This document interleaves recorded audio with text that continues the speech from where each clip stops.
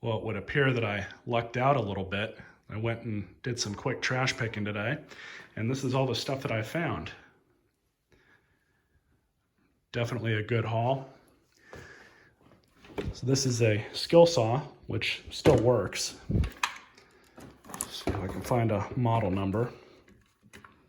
Heavy duty ball bearing.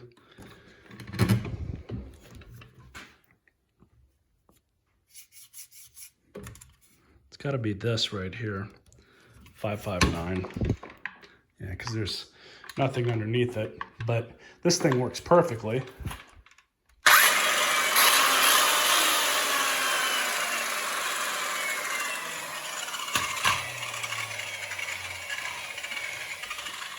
So not too bad.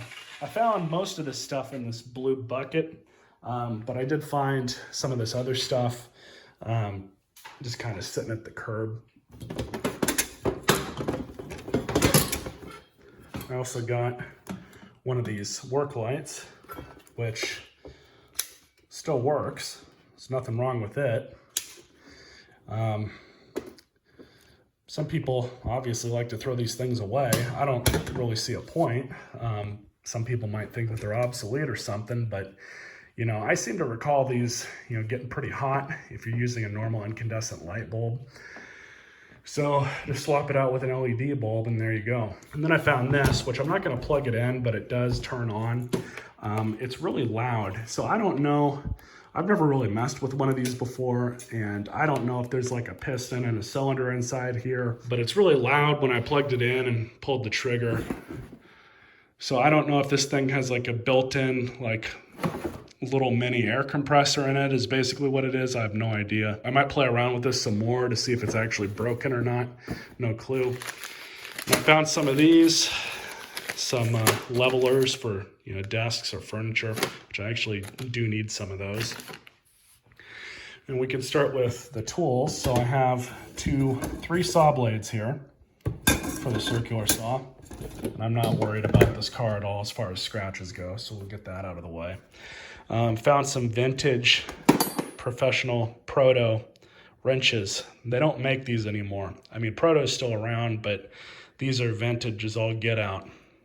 Manufactured in USA. So I have a 9/16, a 1/2 inch, and a 7/16, and they're all in really good shape.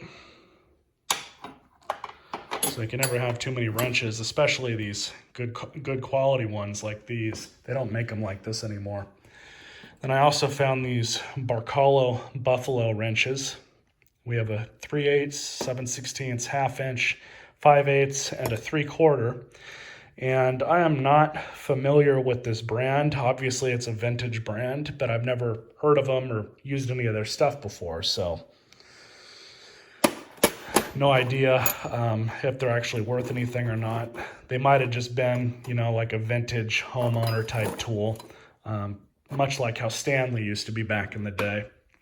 And then of course we got the screwdriver, and I thought at first this was a Snap-on because Snap-on has this kind of handle style, but this blade says chrome vanadium on it, which I don't believe any of Snap-on's tools, definitely not any of their newest stuff, says chrome vanadium on it. That's really kind of something that you see on cheaper tools, kind of stuff that you'd find at Harbor Freight or your regular hardware store of all places, that it's their brand tool, whatever.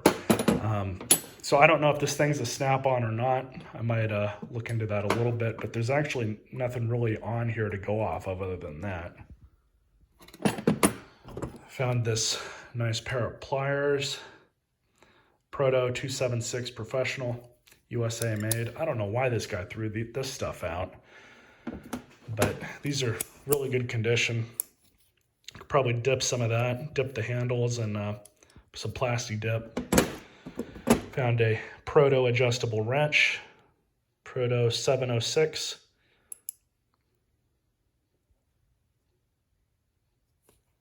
There you go. And then interestingly, it's almost the same thing, but made in China by whoever this Diamond company is. forged alloy steel. So these things, these are really handy to have, especially just something to throw in your glove box or whatever in the car. Can never have too many of these either. And I also found some cabinet hinges and a couple door hinges, as well as some screw-in hooks for, you know, like a garage or whatever. Then I found this really nice steel toolbox too. Haven't heard of this brand, but I mean, it seems like it's a pretty damn good quality box.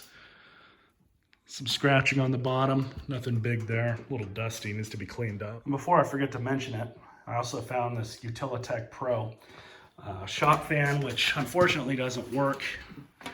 It won't even turn on. So I already pulled the guard off here and looked inside it.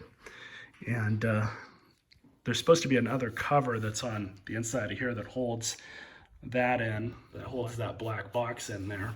But of course that's completely missing. No idea why it was taken out.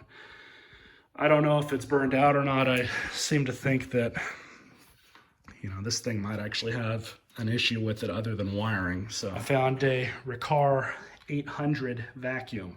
This thing still works. It's in decent shape, needs to be cleaned up. And there's the model number right there, R800.